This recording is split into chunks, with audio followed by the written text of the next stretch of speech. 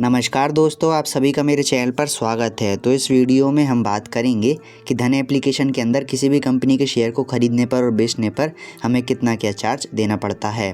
तो यहाँ पर हमने धन एप्लीकेशन की ऑफिशियल वेबसाइट को ओपन कर लिया है ताकि आपको ऐसा ना लगे कि हम आपको गलत जानकारी दे रहे हैं।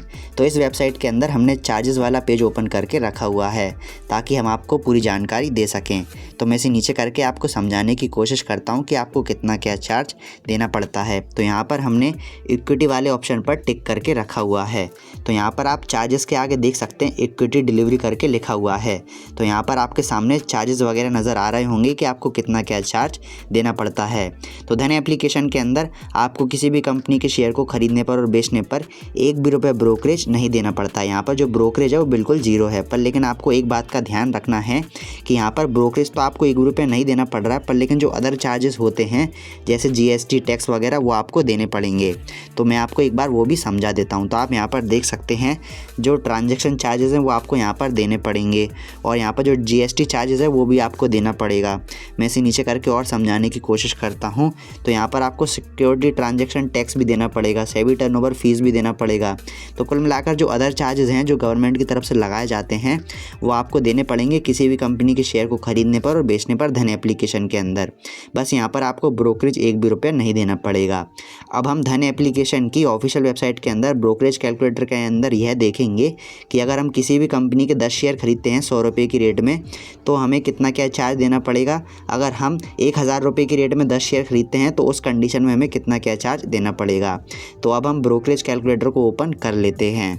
तो यहाँ पर आप देख सकते हैं हमने धन एप्लीकेशन की ऑफिशियल वेबसाइट के अंदर ब्रोकरेज कैलकुलेटर को ओपन कर लिया है। अब हम यहाँ पर लाइव प्रूफ देखेंगे कि हमें कितना क्या चार्ज देना पड़ता है। तो यहाँ पर आप देख सकते हैं हमने यहाँ पर बाय प्राइस में डाला है 100 रुपये और यहाँ पर जो सेल प्राइस है उसमें डाला है 110 रुपये। यहाँ पर 100 रुपये और यहाँ पर 110 रुपये और क्वांटिटी में डाला है 10। तो इस कंडीशन में हमें कितना क्या चार्ज देना पड़ेगा आप यहाँ पर देख सकते हैं। तो यहाँ पर हमने डिलीवरी सेलेक्ट करके रखा हुआ है, यानी कि हम शेयर को खरीदेंगे और होल्ड करने के बाद बेच देंगे। तो यहाँ पर आप सब कुछ देख सकते हैं। जो यहाँ पर हमें ब्रोकरेज देना पड़ रहा है वो बिल्कुल 0 रुपये देना पड़ रहा है। यहाँ पर हमें ब्रोकरेज एक भी रुपये नहीं देना पड़ रहा है, पर लेकिन जो अदर चार्जेस हैं वो हमें यहाँ पर 70 रुपये देने पड़ेंगे, जो कि आप यहाँ पर देख सकते हैं। अब मैं आपको यह भी समझा देता हूँ कि आपको कौन कौन से अदर चार्जेस देने पड़ रहे हैं।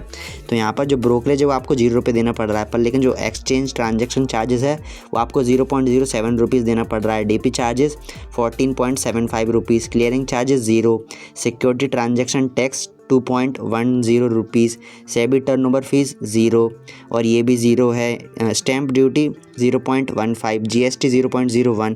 तो यहाँ पर आपको टोटल टैक्स एंड चार्जेस देने पड़ रहे हैं 17.08 रुपीज़ का देना पड़ रहा है अगर आप किसी भी कंपनी के 10 शेयर खरीदते हैं 100 रुपये की रेट में और 110 रुपये की रेट में सेल कर देते हैं। तो अब हम बात करेंगे कि अगर आप 10 शेयर खरीदते हैं 1000 रुपये की रेट में तो आपको कितना क्या चार्ज देना पड़ेगा।